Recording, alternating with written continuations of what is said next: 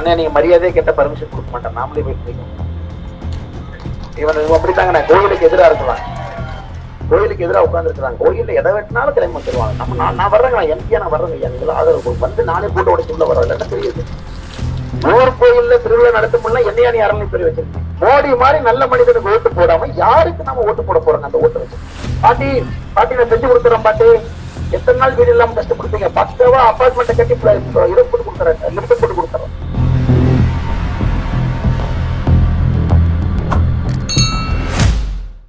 பாராளுமன்ற தேர்தல் ஏப்ரல் 19ஆம் தேதி பரப்புரைக்காக வந்திருக்கின்றோம். உங்களுக்கு தெரியும், மிக முக்கியமான தேர்தல். மோடி ஐயா ஜெயிக்க போறாங்க.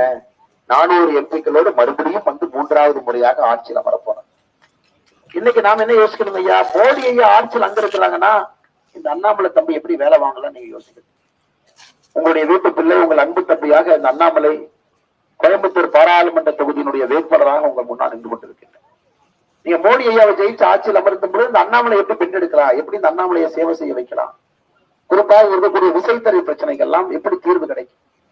அதனாலதான் எல்லா இடத்துலயும் சொல்லிட்டு வர்றாங்கம்மா, ஒரு ஆண்டுல ஜூன் 4, 2024 இருந்து ஜூன் 4, 2025 ஒரு ஆண்டுல விசைத்தறி பிரச்சனையை முழுமைப்படுத்தி பழையபடி எப்படி இருந்துச்சோ கொண்டு போய் உட்கார வச்சிருக்கோம். எதற்காக ஒரு ஆண்டு வேண்டும்? மற்ற அரசியல் தலைவர் மாதிரி வந்து மைக் எடுத்து பண்ணிடலாம் பாத்துக்கலாம் அப்படி பேச விரும்பலை. இதற்கு நிரந்தர பிரச்சனை என்பது சோமனூர்ல ஒரு ஜவுளி பூங்கா முதல்ல உருவாக்கணும், எக்ஸ்போர்ட் அங்கிருந்து பண்ணணும், நூல் விலையை கட்டுக்குள்ள கொண்டு வரணும், அதற்கு நூல் வங்கி இருக்கு, அதை சரிப்படுத்தணும். கரண்ட் எல்லாம் குறைக்கணுங்க ஐயா. இன்னைக்கு இருக்கிற கரண்ட் பில் எல்லாம் கட்டி நீங்க விசைத்தறி நடத்தவே முடியாது. மத்திய அரசு கிட்ட பேசி எல்லோருக்கும் சோலார் தகர் வாங்கிட்டு வந்து 75% மானியத்துல சோலார் போடலாம் ஐயா. இது மூன்றும் செய்யும் பொழுதுதான் விசைத்தறி விசைத்தறி துறையில் இருக்கிறீங்களோ நீங்க தப்பிக்க முடியும். ஏன்னா இன்னும் 5 ஆண்டு காலம் இதே மாதிரி போச்சுன்னா ரொம்ப கஷ்டமா போயிடும். ஊர்ல யார் எல்லா விசைத்தறியும் அடிச்சு உடைச்சு 1 கிலோ 2 கிலோ விலைக்கு போட வேண்டியதானே. அதனால் உங்களை விட நாங்கள் உறுதியாக இருக்கின்றோம். விசைத்தறி பிரச்சனைக்கு தீர்வு கொடுத்தே ஆக வேண்டும் என்பதில் உறுதியாக இருக்கும். குறிப்பாக நம்முடைய ஜவுளித்துறை அமைச்சர், நம்முடைய தொழில்துறை அமைச்சர் 2 பேரும் இணைந்து செய்ய வேண்டிய வேலை. மாநில அரசு மீது நான் குற்றச்சாட்டு விரும்புறீங்க, அவங்க விட்டுருங்க. திமுகனா உங்களுக்கு தெரியும், குரங்கையில கொடுத்த பூபாலம் மாதிரி அவங்களே எடுத்து தலையில போட்டுக்கிட்டு அவங்களே பிச்சு வீசிட்டு போயிடுவாங்க, கரண்ட் பில் ஏத்துற மாதிரி. இன்னைக்கு நான் குறை சொல்ல வரலைங்க ஐயா, தீர்வு கொடுக்க வந்திருக்கின்றோம். நீங்கள் மோடி ஐயாவை ஆதரித்து தாமரை சின்னத்தை வெற்றி பெற செய்யும் பொழுது உங்கள் வீட்டு பிள்ளை அன்பு தம்பி அண்ணாமலையும் நீங்கள் வெற்றி பெற செய்யும் பொழுது நிச்சயமாக அதை செய்து கொடுக்கின்றோம். அடுத்து நம்முடைய அன்பு சொந்தங்கள் வீடு இல்லாம இருக்கிறாங்க. ஐயா நீ பெரிய பிரச்சனை என்னங்க ஐயா, மோடி ஐயா வீடு கொடுக்குறாங்க, ஆனா நிலமல் 3 சென்ட் நிலம் வேணும் நிலமல். அதனால்தான் கோயம்புத்தூர் பாராளுமன்றத்தில் ஒரு புதிய யோசனை யோசிக்கிறோம். அடுக்குமாடி கட்டடத்தை கட்டிடலாம். நிலம் இல்லாதனால என்ன பண்றதுங்கம்மா, அடுக்குமாடி கட்டடத்துல மோடி ஐயா வீட்டை கட்டி விட்டுரும். இது வந்து குறிப்பா பாம்பே மாதிரி ஊர்ல எல்லாம் கட்டுறாங்க. அதுக்கு ஒரு தனி தீர்வு. அடுக்குமாடி பக்காவா ஃபர்ஸ்ட் கிளாஸ் அபார்ட்மெண்ட்டுங்கம்மா, 2 பெட்ரூம், ஒரு ஹாலு, லிப்ட் எல்லாம் போட்டு பக்காவா அபார்ட்மெண்ட் கட்டி விட்டோம்னா நில பிரச்சனை இல்லை. ஏன்னா நீங்க ஊரை விட்டு வெளியே போக விரும்ப மாட்டீங்க, ஊருக்குள்ளே இருக்கணும்னு விரும்புவீங்க. அதனால இதற்கு தீர்வு என்னன்னா, மோடி ஐயாவுடைய வீட்டை எல்லா இடத்துக்கும் கொண்டு வர்றோம், அடுக்குமாடி கட்டடங்கள் கட்டி இதற்கு ஒரு தீர்வை கொடுத்து வைக்கின்றோம். இதாங்க என் தீர்வு. ஆனா மோடி ஐயா வீட்டை உறுதியா கொண்டு வந்து குடிசை வீட்டுல யாரும் வாழக்கூடாது என்பது என்னுடைய உத்தரவாதம். நீங்கள் யாரும் குடிசை வீட்டுல வாழ மாட்டீங்க. 70 வருஷமா 80 வருஷமா யாரோ பை சொல்லிருக்கலாங்க. நீங்க யோசிக்கணும், உங்களுக்காக யோசிக்கணும். நீங்க செயல்படுத்தக்கூடிய திறனும் திறமையும் எங்களுக்கு இருக்கு. அது மோடி ஐயாவுடைய சிறப்பு கவனம் அந்த கோயம்புத்தூர் மேல இருக்குது. அது உறுதியாக அதை செய்து கொடுக்கின்றோம். அடுத்து நீங்க பாத்தீங்கன்னா திருப்பணி எல்லாம் அரசாங்கம் கொடுக்காம இருக்காங்களா, சரி பண்ணிடலானே. இவெல்லாம் போய் அண்ணா நீங்க மரியாதையை கேட்ட பர்மிஷன் கொடுக்க மாட்டேன், நாமளே போய் பிடிக்கணும். இவன் அப்படித்தாங்க கோயிலுக்கு எதிராக இருக்கலாம், கோயிலுக்கு எதிராக உட்கார்ந்து இருக்கிறாங்க, கோயில்ல எதை வெட்டினாலும் கிளம்பி வந்துருவாங்க. நம்ம நான் வர்றேங்க, நான் எம்பியா நான் வர்றேங்க ஐயா, நீங்களும் ஆதரவு வந்து நானே போட்டு உடச்சு உள்ள வர என்ன தெரியுது. ஊர் கோயில்ல திருவிழா நடத்தும்னா என்னையா நீ அரண்மனை பேர் வச்சிருக்கீங்க இல்லைங்களாங்கண்ணா. அந்த மாதிரி பேசினதாங்க வேலை வாங்க முடியும். நீங்க கொஞ்சம் ஏமாத்தீங்கன்னா தலைமையில பழக அரசு போயிடுவாங்க. அதனால நான் உங்களோடு வருகின்றேன், என்ன பிரச்சனை நான் முன்னாடி தீர்த்து வைக்கிறேங்க ஐயா. அதெல்லாம் நீங்க மறந்துருக்கு. இவங்கெல்லாம் போய் கை கட்டி பேசினீங்கன்னா தலைமையில உட்காந்துக்குவாங்க. அதெல்லாம் ஒரு பிரச்சனையே சொல்லாதீங்க ஐயா, அதெல்லாம் 2 நாள்ல சரி பண்ணிடலாம். வந்து நேரம் கூட்டமா போவோம், கூட்டோட உள்ள போவோம், சரி பண்ணிட்டு வெளியே வருவோம். அதெல்லாம் விடுங்க, நம்ம கோயில் தடுக்கிறதுக்கு இவையா இருக்கு. அதெல்லாம் நீங்க மறந்துருங்கம்மா. அதெல்லாம் நீங்க ஒரு பிரச்சனைன்னு சொல்லவே வேண்டாம். உறுதியாக அண்ணாமலை உங்களோடு இருந்து அதை சரிப்படுத்தி கொடுத்துட்டோம். அதனால நான் உங்களிடம் வைக்கக்கூடிய அன்பான ராதாகிருஷ்ணன் எப்படி இருக்கிறீங்க, நான் உங்களுக்கு வைக்கக்கூடிய அன்பான வேண்டுகோள், மோடி ஐயாவை நீங்க 3வது முறையாக ஆட்சி கட்டல் அமர்த்தணும் ஐயா. நம்மளை தவிர நீங்க யாருக்கு ஓட்டு போட்டாலும், தாமரையை தவிர யாருக்கு ஓட்டு போட்டாலும் என்ன பிரயோஜனம் நான் கேட்கிறேன். திமுக காரங்க வந்தாங்க வர்றாங்க எல்லாம், திமுக ஓட்டு போடுங்க, திமுக ஓட்டு போடுங்க தெரியாம கேட்கறதுங்க. திமுக முதலமைச்சர் இருக்காரு, திமுக அமைச்சர் இருக்காங்க, திமுக எம்எல்ஏ இருக்காங்க. இந்த 3 பேரும் செய்யாத எம்பி செய்வாருங்களா?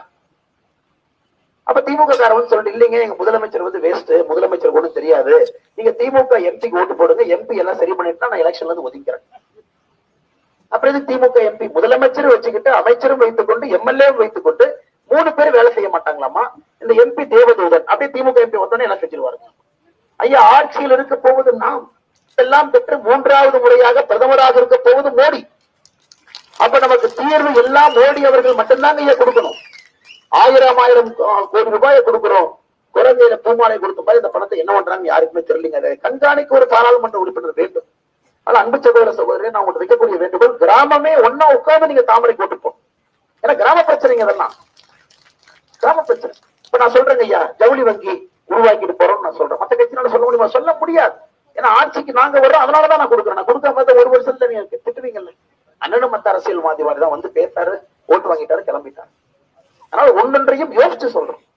வீடு கட்டி கொடுங்கன்னு சொல்றீங்க, 3 சென்ட் நிலைமை, அதுக்கு அபார்ட்மெண்டா கட்டிடுவோம், பக்காவா கட்டிடுங்க, லிப்ட் போட்டு பக்காவா கட்டிடுவோம். மும்பைல கட்டுறாங்க பக்காவா, 2 பெட்ரூம் வச்சு ஒரு ஹாலை வச்சு ஒரு கிச்சனை போட்டு பக்காவா கட்டி விட்டுரும். ஏன்னா நீ ஊரை விட்டு வெளியே போக கூடாதுங்கம்மா, தவறா போயிடும்.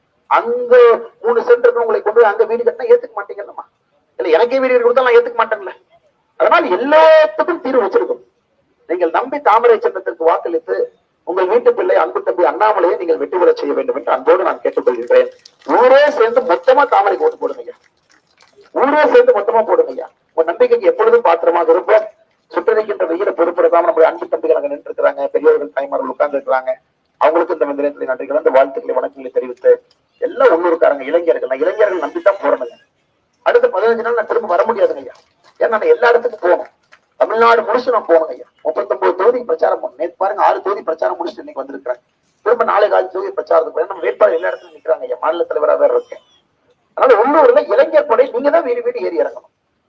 அண்ணாமலை நான் வந்தாரு, சொன்னாரு, இதான் தீர்வு, இப்படிதான் செய்ய போறாரு, நம்ம எல்லாம் கூட நிப்போம். ஒரு வீட்டுக்கு நீங்க போய் பேசிட்டு வரணும். அடுத்த 13 நாட்கள 4-5 முறை ஏறிடுங்க ஐயா. 4-5 முறை வீட்டுக்கு போயிட்டு வாங்க. உங்களை நம்பி மட்டும்தான் நான் போறேன். ஏன்னா மாற்றம் இப்ப இல்லை, நாங்க எப்பவும் மாற்றம் இல்லைங்க ஐயா. மோடி இருக்கும் பொழுது பயன்படுத்தலாம், அடுத்த ஒரு மோடி பிறந்து வரணும் இல்லைங்களாங்க ஐயா. ஒரு மோடி கிடைச்சிருக்கிறான், திரும்ப ஒரு மோடி பிறந்து வர்றதுக்கு காத்திருக்கு போறோம். அதனால எந்த கட்சியா இருந்தாலும் ஓட்டை மாத்தி போடுது. மோடிக்கு ஓட்டு போடாம யாருக்குங்க போட போறோம்? மோடி மாதிரி நல்ல மனிதனுக்கு ஓட்டு போடாம யாருக்கு நாம ஓட்டு போட போறோங்க அந்த ஓட்டை வச்சுக்கிட்டு? அதனால அன்பு சகோதர சகோதரிகளுக்கு, பெரியவர்களுக்கு, தாய்மார்களுக்கு அன்பார்ந்த வேண்டுகோள், மோடிக்கு ஓட்டு போட்டேன் என்று பெருமையாக சொல்வோம். அந்த ஓட்டுக்கு முழு மரியாதை மோடிக்கு போடப்படும். அதே போல உங்களுடைய அன்பு தம்பி அண்ணாமலை உங்களுக்காக 3 வருஷமா போராடிட்டு இருக்கிறேன்.